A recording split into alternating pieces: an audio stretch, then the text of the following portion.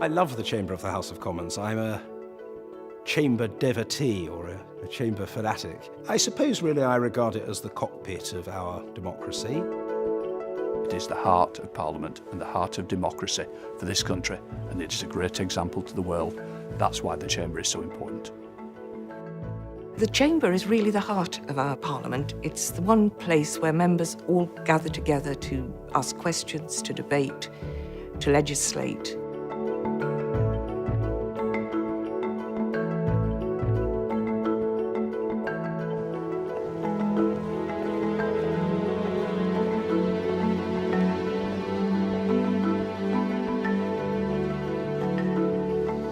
So this is the House of Commons chamber.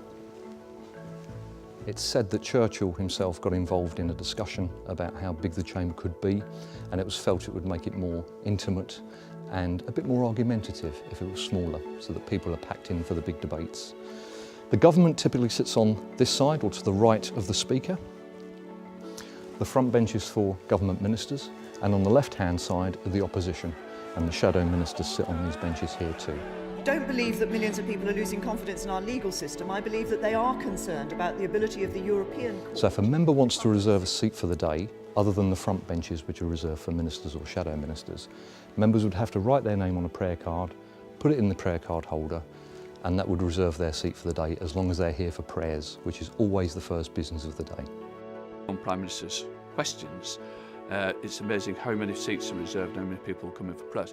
So synonymous with the sitting of the House is the mace that is always present whenever the House is sitting. And the mace is carried in by the Sergeant at Arms each day and is placed either on the table or below the table if the House is in committee. And maces belong to the royal household. The current mace was made for Charles II, and when the House dissolves at the end of its term, they actually go back to the royal household where they're stored safely. This is called the government dispatch box. So any minister, including the Prime Minister, that is making a speech to the House or replying to questions from other members would stand at this dispatch box. It can be incredibly intimidating, particularly when the House is very busy, as is the opposition box. If we look back in history, you know, we've had these great politicians that have been at that dispatch box, banging away, making statements. So this is the Speaker's chair, where the Speaker sits, and he is here to keep order in the House, particularly during very loud and busy debates. Order, perhaps we can now make some progress with short questions and short answers.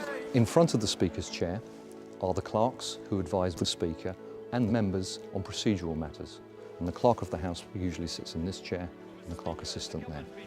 When members are asked to decide on a particular issue that's coming through the House of Commons, the Speaker will call a division. The division lobbies run parallel to the chamber on either side. We have the eyes behind the government side and the nose behind the opposition side. So if you're a member of Parliament and you want to vote for a particular amendment or bill, you will go through the eye lobby, or if you're against it, you'll go through no. And this is the Sergeant at Arms chair. We are there to represent the authority of the Speaker. Up here we have the press gallery, which is where the media sit, and Hansard, or the official reporters, and they record everything, so there is a record of what is said and done in the House of Commons chamber. And in the other galleries around either side is where the public sit, because it's a very important element to parliamentary business. It doesn't only sit, but is seen to sit.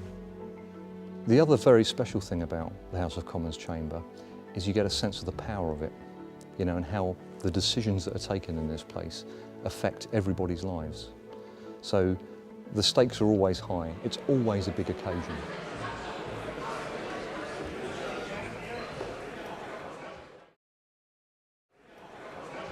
Order, order. In Westminster, we start with prayers, where the Speaker processes through Parliament, arrives, the doors shut. And what's interesting is that that's the only time where it's all MPs. And then after prayers are over, the doors open, the journalists come in, the gallery fills up. It'll then be followed by question time. Ministers have to come to Parliament to account for their departmental activities. It might be Home Office questions, it could be Foreign Office questions or education questions or defence questions. The interrogation of ministers is something that takes place every day, Monday to Thursday. Can my right honourable friend tell me how much will be saved by freezing police pay, and whether the benches opposite support those savings.